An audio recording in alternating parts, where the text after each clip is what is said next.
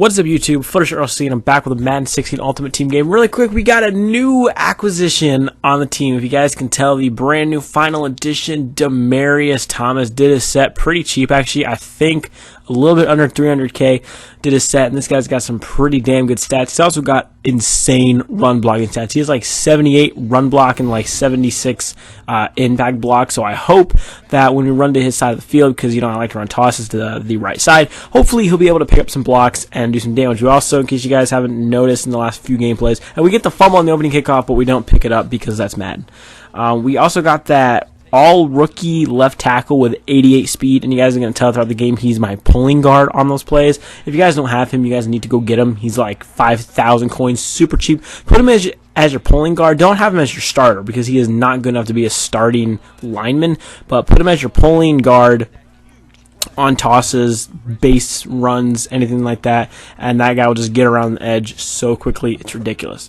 So this guy already moving the ball very, very efficiently, moving the ball well, and of course he's already got shoot clock on because that's how important this game is to him. He's got to put on shoot clock. Like, I never understood the reasoning behind putting on shoot clock in the first quarter. Like, do you have somewhere to go, or like, is this game that serious to you? Because I just don't get using shoot clock. Like, I don't know, like this early in the game, I just don't understand why you'd want to use it this early in the game. And now in the red zone, you guys know my red zone defense is bad, my red zone offense is bad, and I cannot stop the toss to save my life. If you guys have any tips to stop the toss, please let me know, because I do not know them. Because you can see here, I'm running the toss and it's not getting me anything.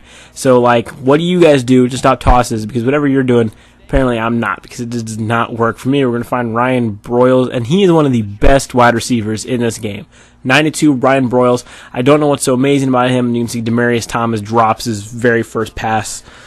I guess, see, this is why Peyton didn't throw to him much in the playoffs, like, whatsoever, as we have no one open, and then we get hit as we throw there, and we got the cool, like, ugly, like, they're ugly and cool at the same time, those stupid striped socks, and we get the aggressive catch with Amari Cooper. But yeah, so I'm glad we got those socks for Demaryius Thomas's debut, and I'm hoping that he's going to make some, I hope he's going to make some big differences on the team.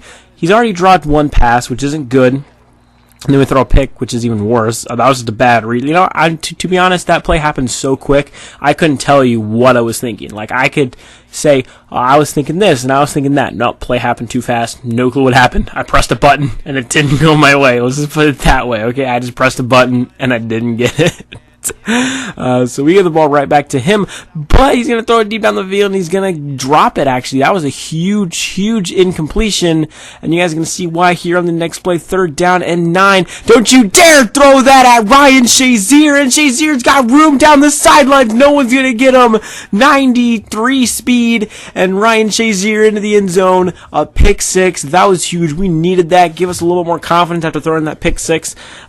We didn't throw a pick 6, we just threw a pick, but we needed that big confidence boost. And again, like, why would you throw up my users? Like, I'm not saying I'm the best users in the world, and you can see Bradley Roby gets a pick, and things have just flipped 180 on this guy. Like, in a matter of minutes, all of a sudden, we have the ball back before half, and we have a chance to take the lead. And we also get ball at half, I believe. And you can see Jamal Charles. This card is absolutely godly. Like, you guys might not see it all the time, but trust me, if I can get Jamal Charles going, he is very, very tough to stop, right? If you don't stop Jamal Charles early in the game, because me, I'm kind of like one of those Madden players that if it doesn't work at the beginning of the game, I'll kind of shy away from it the rest of the game. I'm the same way with running the ball.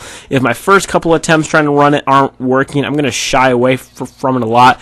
But you let me get going on those first few plays, and it's going to be a long day for you, son. But and then we're in the red zone here, and my red zone offense is horrible. You guys are going to make fun of me in the comments. I know you will. But my red zone offense is horrible.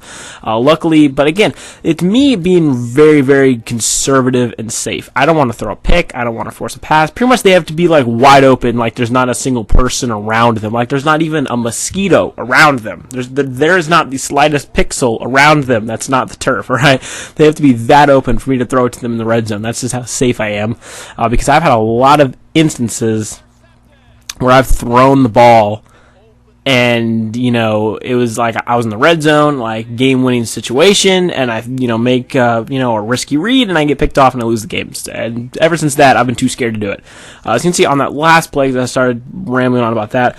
He tried to reroute his receiver, and he ended up finding Ron Parker instead for the picks. And we have a chance to take a 2-possession lead going into half. And that's exactly what we're going to do. Amari Cooper, that 91 overall. That damn Amari Cooper. He's just so, like, how is he this good still?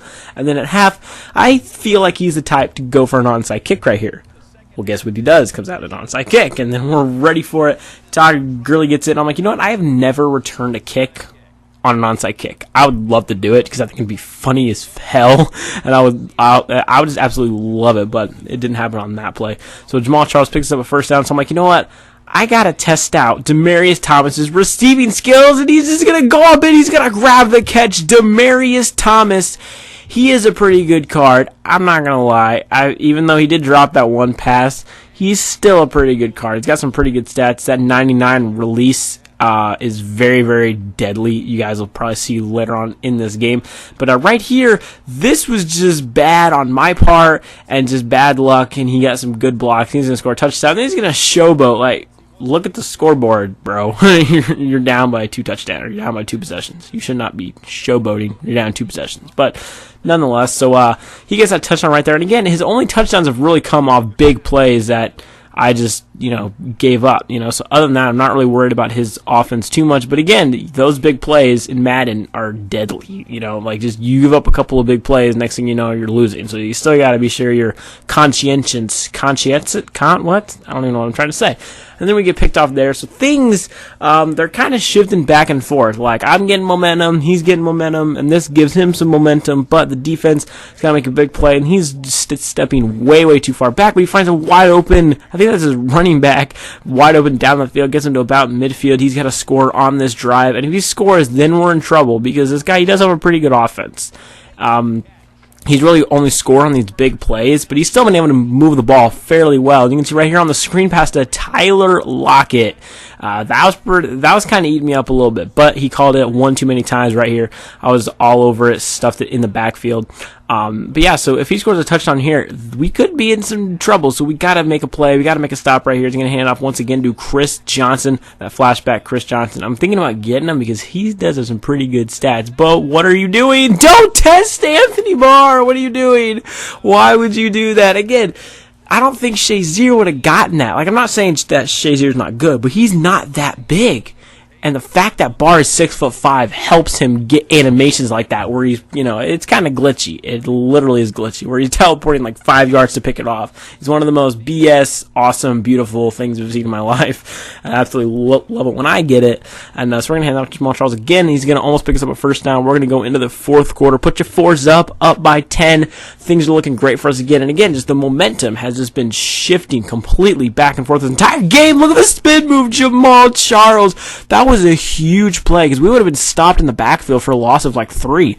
But instead, it's a huge gain to about midfield, and then we lob it up. Thomas beat his man, and he dropped the ball. He dropped it. Oh, no. He beat his man, too. Like, that 99 release helped him beat his man, and he just drops it. Then we throw it out to Ryan Broyles for it on the first down, and that's going to be game because he's going to rage quit. So GG to my opponent. Did play a good game.